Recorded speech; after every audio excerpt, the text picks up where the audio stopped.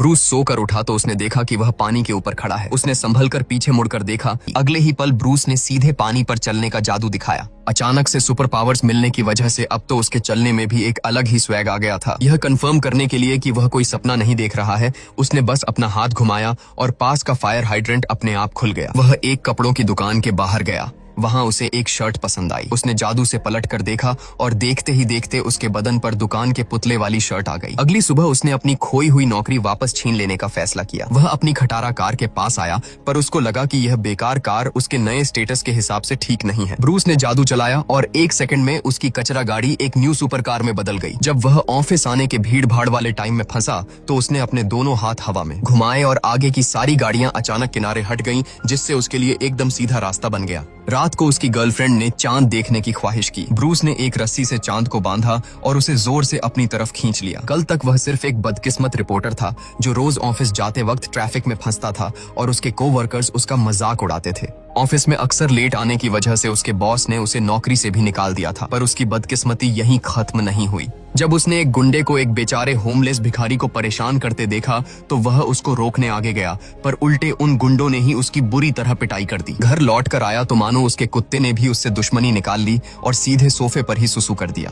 Bruce ने अपनी इस सारी बदकिस्मती और परेशानियों का इल्जाम भगवान पर डाल दिया। उसने भगवान को खूब कोसा कि वे कुछ नहीं करते और उन्हें इंसानों के दुख दर्द से कोई मतलब नहीं है। पर उसे क्या पता था कि उसकी ये सारी बातें भगवान ने बिल्कुल साफ साफ सुन ली थी। इसलिए अगले दिन भगवान ने एक नौकरी का इंटरव्यू देने का बहाना करके उसे मिलने के लिए बुलाया। जल्द ही ब्रूस तय की गई जगह पर पहुंच गया, पर वहां साफ सफाई करने वाले एक अजीब से बूढ़े आदमी के अलावा और कोई नहीं था। ब्रूस को लगा कि उसे फिर से बेवकूफ बनाया गया है और वह मुड़कर वापस जाने ही वाला था। तभी उस बूढ़े ने अपने काम करने वाले कपड़े उतार दिए और अंदर से एक शानदार सफेद सूट में आ गया। उस बूढ़े ने ब्रूस को बताया कि वही वो भगवान है जिसे वह कल कोस रहा था। ब्रूस को उसकी इस बकवास पर बिल्कुल यकीन नहीं हुआ। फिर उस बूढ़े ने कहा कि इस दराज में ब्रूस की जिंदगी का सारा हिसाब किताब दर्ज है। ब्रूस ने उत्सुकता से दराज खोली तो बूढ़े ने एक फाइल निकाली और ब्रूस के साथ हाल ही में हुई सारी घटनाएं एक एक करके सच सच बता दी। पर ब्रूस अब भी यह मानने को तैयार नहीं था कि वो बूढ़ा सच में भगवान है। उसने बूढ़े का टेस्ट लेने के लिए उसके साथ उंगलियां पहचानने वाला खेल खेलना शुरू किया, पर ब्रूस पीछे हाथ रखकर चाहे कितनी भी तेजी से उंगलियां बदलता बूढ़ा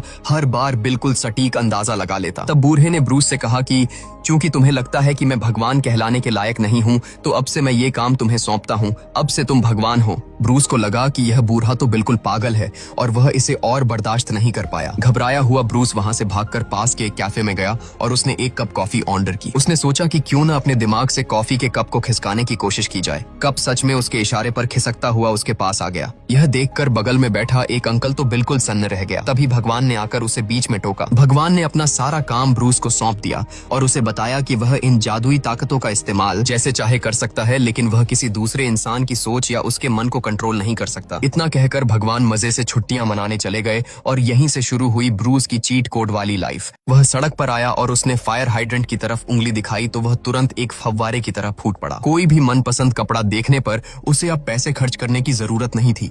बस आंखें बंद करके नए कपड़ों के बारे में सोचना था और वो तुरंत उसके शरीर पर आ जाते। घर लौटते वक्त उसने फिर से उसी गुंडे को एक भिखारी को परेशान करते देखा। इस बार वह पूरे स्वैग के साथ सीना तान कर उनके पास गया और उन्हें रुकने को कहा। उसने कहा कि अगर वे गुंडे उस भिखारी से माफी मांग लें तो वह उन्हें माफ कर देगा। गुंडों के लीडर ने कहा कि वह माफी तभी मांगेगा जब वह किसी बंदर को जन्म देगा। उसके इतना कहते ही अगले ही सेकंड गुंडे के पिछवाड़े से सच में एक बंदर बाहर निकल आया। यह देखकर बाकी गुंडे डर के मारे दुम दबाकर भागने लगे। तब ब्रूस ने अपना बड़ा सा मुंह खोला और हजारों मधुमक्खियां निकालकर उन गुंडों को अच्छा सबक सिखाया। जाते जाते वह छोटे बंदर को यह बताना नहीं भूला कि जहां से आए हो वहीं वापस चले जाओ। अब इस दुनिया में ऐसा कुछ नहीं था जो ब्रूस सोच न सके या कर न सके। रात को उसने अपनी गर्लफ्रेंड के साथ एक बढ़िया सा जश्न मनाने का सोचा। एक शानदार माहौल बनाने के लिए उसने पहले अपने हाथों से चांद के पास वाले काले बादलों को पोंछकर साफ किया, फिर एक रस्सी से चांद को खींचकर बहुत बहुत करीब ले आया। आखिर में उसने आसमान में कुछ टिमटिमाते सितारे भी सजा दिए। जब उसकी गर्लफ्रेंड ने यह नजारा देखा तो उसकी आंखें फटी की फटी रह गईं। उसने अपनी जिंदगी में इतना बड़ा चांद कभी नहीं देखा था। उस रात दोनों ने एक बेहतरीन और रोमांटिक रात गुजारी। अगले अगले दिन उसका कुत्ता फिर से घर में सुसु करने वाला था, पर ब्रूस के एक इशारे से कुत्ते ने न सिर्फ इंसानों की तरह टॉयलेट में खड़े होकर सुसु करना सीख लिया,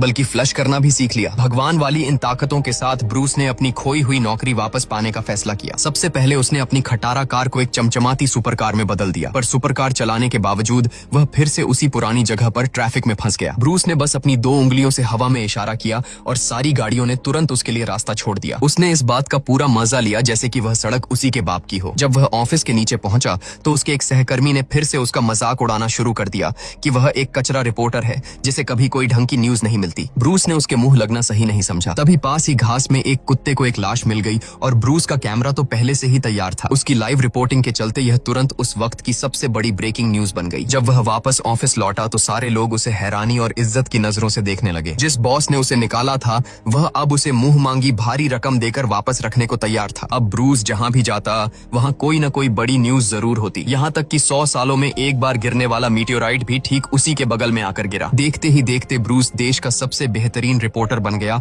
और उधर घर पर जादुई ताकतों की मदद से उसका कुत्ता अब बैठकर टीवी पर न्यूज देखना भी सीख गया था। अपने उस घमंडी कलीग से बदला लेने के लिए ब्रूस ने लाइव न्यूज ब्रॉडकास्ट के दौरान जादू से उसके मुंह से ऊट पटांग बातें बुलवा दी। यह प्रैंक इतना जबरदस्त था कि उस कलीग को नौकरी से निकाल दिया गया और ब्रूस मजे से उस न्यूज एंकर की कुर्सी पर बैठ गया। रात को उसने अपनी गर्लफ्रेंड को इस कामयाबी का जश्न मनाने के लिए एक खास डिनर पर बुलाया, पर अचानक उसके दिमाग में बहुत सारी अजीब और शोर शराबे वाली आवाजें गूंजने लगीं। ब्रूस अपना सिर पकड़कर चीखता हुआ रेस्टोरेंट से बाहर भागा और अगले ही सेकंड वह सीधे माउंट एवरेस्ट की चोटी पर टेलीपोर्ट हो गया। वहां भगवान ने उसे बताया कि ये सारी आवाजें उन लोगों की हैं जो भगवान से प्रार्थना कर रहे हैं और इन प्रार्थनाओं को सुनकर उन्हें पूरा करना भगवान का काम है। ब्रूस ने कहा कि यह काम तो बहुत ही आसान है। उसने अपनी शक्तियों का इस्तेमाल करके उन सारी दुआओं को फाइलों में बदल दिया, पर वो फाइलें इतनी सारी थीं कि उन्हें संभालना नामुमकिन था। फिर उसने उन दुआओं को चिपकने वाली पर्चियों में बदल दिया, पर पर्चियां इतनी ज्यादा थीं कि वे हर जगह चिपक गईं, यहाँ तक कि उसकी गर्लफ्रेंड के शरीर पर भी। जब यह तरीका भी काम नहीं आया तो आखिरकार उसने जादुई ताकत से उन प्रार्थनाओं को कंप्यूटर के एक ईमेल सिस्टम में बदल दिया। उसने बिना एक भी दुआ पढ़े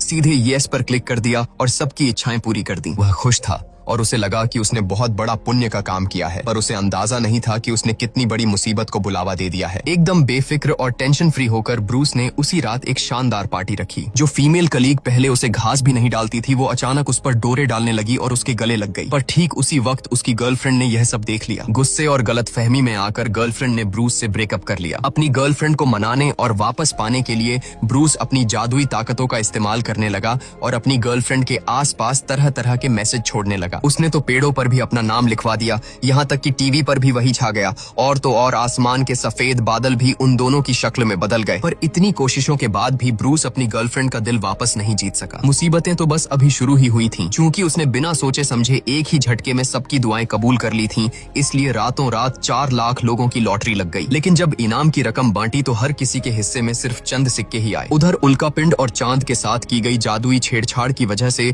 दुनिया भर में प्राकृतिक आपदाएं आने लगी। पूरी दुनिया में हाहाकार मच गया और सब कुछ तहस नहस हो गया। ब्रूस अब बुरी तरह घबरा गया। वह भागकर भगवान के पास गया और उनसे इस मुसीबत को सुलझाने की भीख मांगने लगा। अब तक ब्रूस को अपनी गलती का पूरी तरह से एहसास हो चुका था। उसने लोगों की वे सारी जादुई दुआएं रद्द कर दी और अपनी असल मेहनत से चीजों को सुधारने का फैसला किया।